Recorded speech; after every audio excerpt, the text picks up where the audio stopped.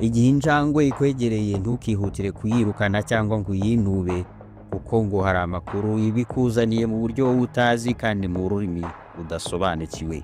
Ni ibihe bimenyetso bizakubwira ko hari amakuru injangwe ikuzaniye? Ayo makuru uzayasobanukirwa gute?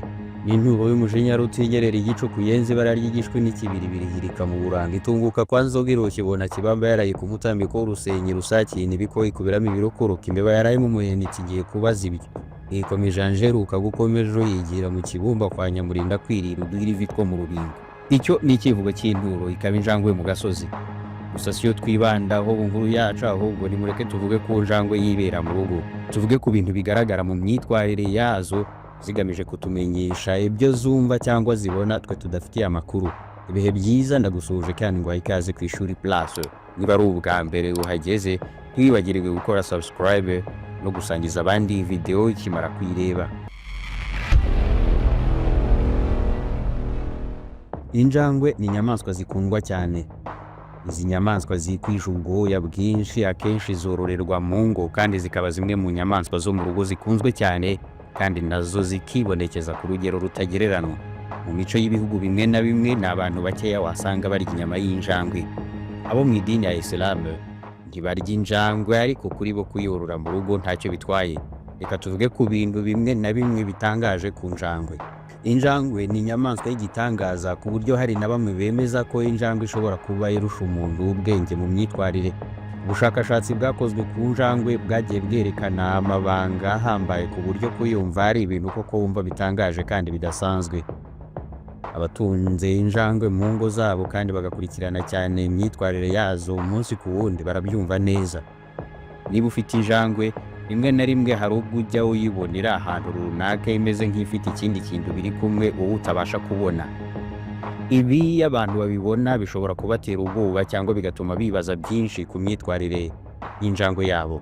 Kuva na kera mu mateka y'isi, injangwe ni inyamaswa y'ingenzi kuba magicien, kuko ibyagiye biyigwaho byagaragaje ko ifite ubushobozi bwo kuvumbura ibyo umuntu atabasha gusobanukirwa.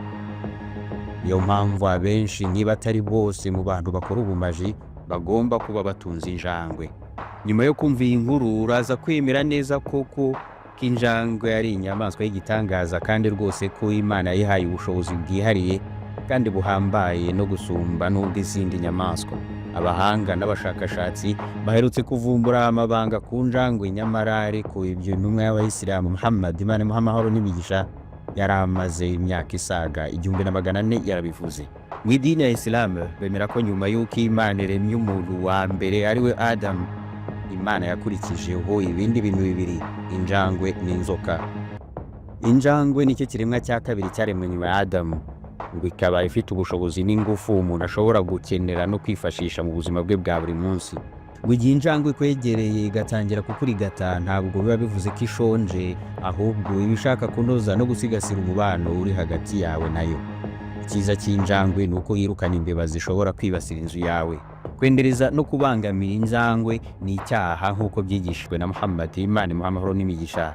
Nawe ngo akaba yarakundaga injangwe cyane, yaranafite injangwe yitwaga Muazza. Ngo yarikundaga cyane kandi akayubaha ku buryo umunsi umwe ngo yari yicaye maze iyo njangwe iza kuryama ku gishura yari yambaye irasinzira. Aho agiye guhagurukira yanga gukangura injangwe ye, maze aca umwenda we isigara iryamye n'ubundi kuri ka gace k'umwenda yari iryamyeho. Ntabwo yari injangwe idasanzwe, kuko mbere y'uko ayizaniwe mu rugo yari injangwe isanzwe yitemberera mu gace. Niba ufite injangwe, ni byiza ko wayiha uburenganzira bwo kuba umwe mu bagize umuryango wawe. Ku Bayisilamu, injangwe ifite urwego rukomeye kuko byonyine inyigisho zabo zibabwira ko kwica injangwe cyangwa kuyibangamira mu bundi buryo byageza uwabikoze mu rutazima, uzaba ari ingororano y'ingozi z'ibibi ku munsi w'imperuka. Buri kiremwa cyose kiri kuri iyi si cyaremwe kubera impamvu, yamenywa n'uwakiremye kurenza abandi bose, kandi gifite ukuri ko guhabwa agaciro no kubahwa. Ariko ku njangwe birihariye. Abantu ku byerekeranye n'injangwe ngo barimo ibice bibiri. Igice cya mbere ni icy'abantu bazikunda cyane, naho icya kabiri ni icy'abantu bazirana nazo. Ngo biragoye cyane kubona umuntu uri hagati na hagati kuri ibyo byombi, kuzikunda no kuzanga. Niba ukunda injangwe cyane, menya ko nayo igukunda. Injangwe zikunda abantu nabo bazikunda. Zikunda ahantu hasukuye kandi hasusurutse, ndetse n'ibiryo byiza, zikagira isuku byahebuje. Buri kanya usanga injangwe irimo yihanagura kandi nta na rimwe ushobora kubona aho yataye umwanda wayo mu nzu. Iyo imaze guta umwanda wayo irawutaba ikarenzaho agataka. Kuba wayishyira imbere ibyo kurya kandi ishonje warangiza ukabiyambura ikagushinga urwara, ibyo ntabwo ari byo bivuga ko injangwe ari akanyamaswa kabi k'akanyamujinya kadakinishwa. Oya, nawe ari wowe ubwawe wabugura amata mu kanwa imwakiranuka. Igihe injangwe ikwegereye ntukihutire kuyirukana cyangwa ngo uyinube, kuko ngo hari amakuru ibikuzaniye mu buryo utazi kandi mu rurimi udasobanukiwe. Ni ibihe bimenyetso bizakubwira ko hari amakuru injangwe ikuzaniye? Ayo makuru uzayasobanukirwa ute?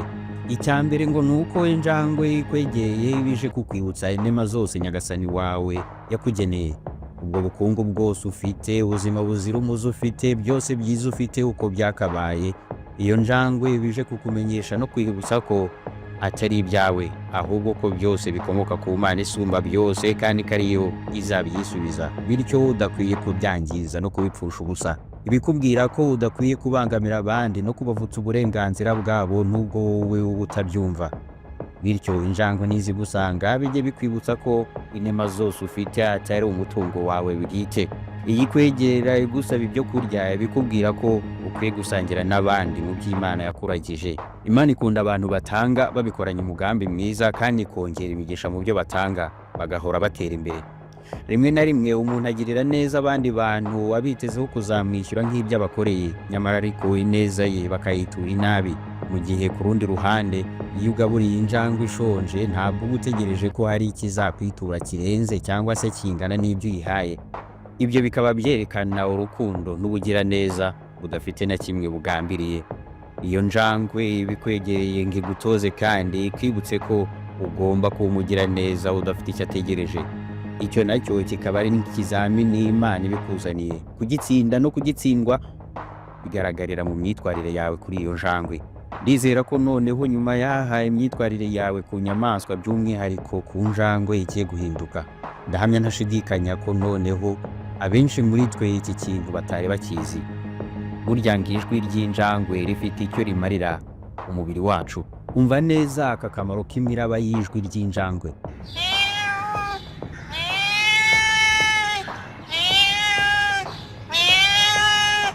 Injangwe ziranyahuza cyangwa rimwe na rimwe ukumva zihirita. Hamwe nuko tudashobora gusesengura ijwi ry'injangwe, ariko ngo rifite akamaro gakomeye ku mubiri w'umuntu.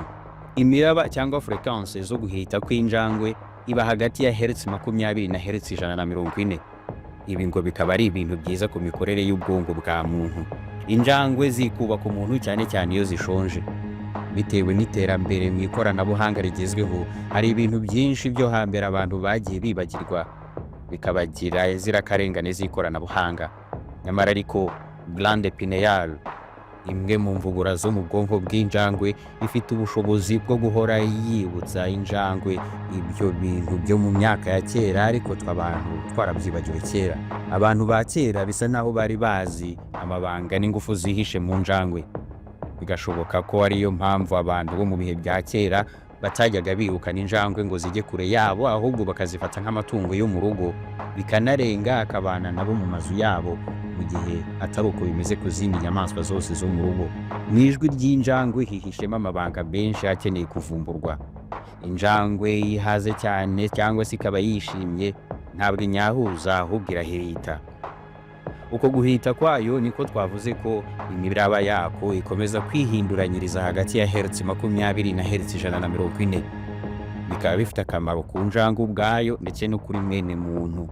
Hagendewe ku byavuye mu bushakashatsi bwakorewe mu Bufaransa, guhita kw'injangwe cyane cyane ku manywa bifasha cyane mu buzima bwiza bw'uturemangingo tugize imyakura y'ubwonko bw'umuntu. Nanone ngo kunyeganyega guterwa n'iryo jwi ritangaje ry'injangwe bigabanya ubwandu bw'ibisebe. Ubushakashatsi kandi bwerekanye ko abantu boroye injangwe mu ngo zabo bagira ibyago byo kwandura indwara zibasira umutima ku rugero rwa 40%. Iri janisha ni rinini cyane. Abashakashatsi kandi bemera ko guhita kw'injangwe bigira uruhare runini mu koroherwa kwa benshi mu barwayi, kandi bakomeje ubushakashatsi bwabo ku byerekeranye no kwisazura k'uturemangingo tw'umubiri biturutse kw'ijwi rihirita ry'injangwe. Injangwe niramuka ikwegereye igatangira kukwikubaho ngo hari ingufu zitagaragara ziyirimo iba ishaka kukwinjizamo. Bityo ubutaha mbere yo kuyamagana ngo yirukane iruhande rwawe, ubanza utekereze kabiri. Kuko niba uwo munsi yaguhisemo ukayirukana, birashoboka cyane ko ubutaha atari wowe izahitamo guhereza izo ngufu zitagaragara kandi zari kukugirira umumaro umwe cyangwa uwundi. Icyakoze nanone si byiza ko wakwisigana n'injangwe mu buryo burenze urugero, kuko ni inyamaswa ifite mikorobe nyinshi zishobora kuba zagutera uburwayi butandukanye. Niba ukunda kumenya byinshi ku mibereho y'inyamaswa zitandukanye, imwe muri izi video yakubera nziza. Gushimiye ko wabanye nanjye muri iyi video kugeza ku musozo wayo, ariko kandi kugira ngo ujye ubasha kubona video nshya tukishyiraho inama, nta yindi ni ugukanda subscribe n'akazogera. Wakoze cyane, ciao ciao.